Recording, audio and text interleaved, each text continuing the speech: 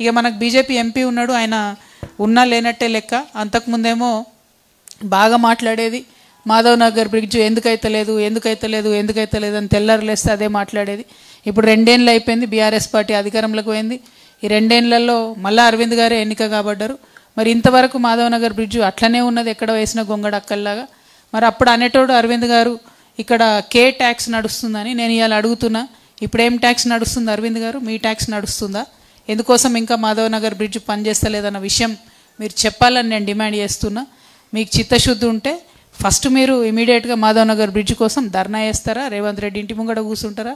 మోడీ గారి ఇంటి ముంగడ కూర్చుంటారా? వెంటనే అవి తీసుకొచ్చి బ్రిడ్జ్ కంప్లీట్ చేయాలని డిమాండ్ చేస్తున్నా. ఇక రెండో విషయం, బీసీల బిల్లు ఏదైతే పెండింగ్ ఉందో ఫస్ట్ అరవింద్ గారు రాజీనామాతో శ్రీకారం చుట్టండి. మీరు బీసీలకు మంచి ఆరాధ్య దైవంగా మిగిలిపోతారు. మీరు రాజీనామా చేసి మీ మొత్తం 8 మంది ఎంపీలతోని రాజీనామా చేయించాలని చెప్పి నేను అరవింద్ గారిని డిమాండ్ చేస్తూ ఉన్నా. మీరు రాజీనామా చేస్తే బీసీ బిల్లు ఖచ్చితంగా నడుచుకుంటూ వస్తుంది.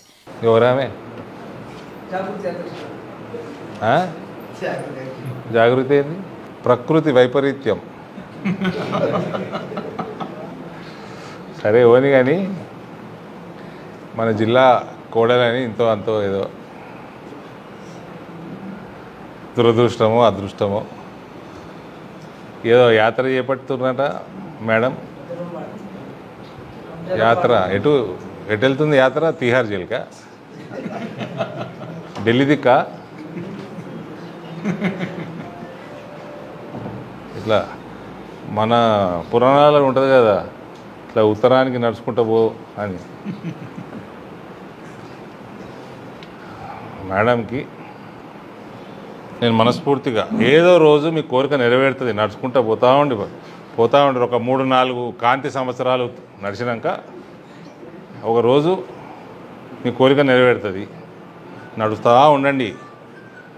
ఇటనే డిస్కస్ చేస్తున్నారు టీఆర్ఎస్ మాజీ ఎమ్మెల్యేతోటి, మన జిల్లా మాజీ ఎమ్మెల్యేతోటి. క్యా హై భాయ్ మేడం కుచ్ కర్రే కతే అని ఒక టాపిక్ ఎత్తిర్రు.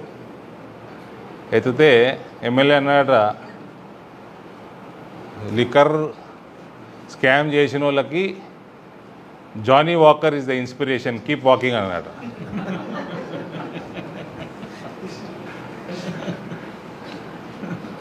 సో నాకు కూడా నమ్మకం ఉంది, ఆవిడ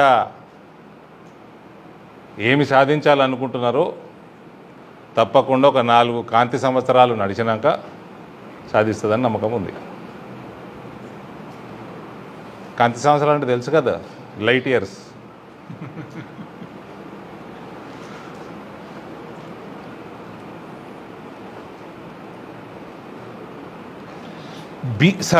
seriousness. BC SC ST fee రీఎంబర్స్మెంట్లు ఆపింది ఎవరు?